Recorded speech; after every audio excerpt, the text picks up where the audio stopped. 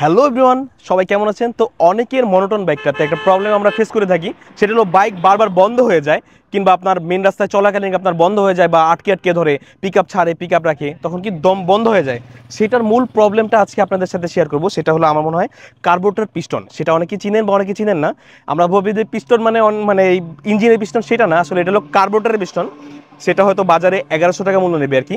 আর সেটা যদি আপনি চেঞ্জ করে দেন, সেটা একটু দূর থেকে না, যদি একটু কাছ থেকে যদি দেখেন, দেখেন আমাদের পিস্টনটা যেটা পুরাতন পিস্টন, সেটা আপনি দেখাচ্ছি, এটা দেখেন ক্ষয় হয়ে গেছে।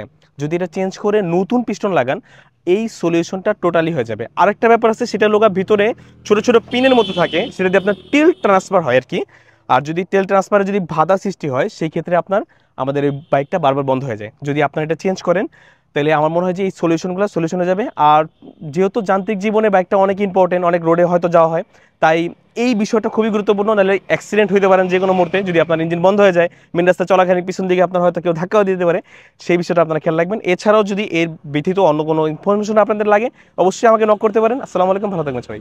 ঠিক আছে।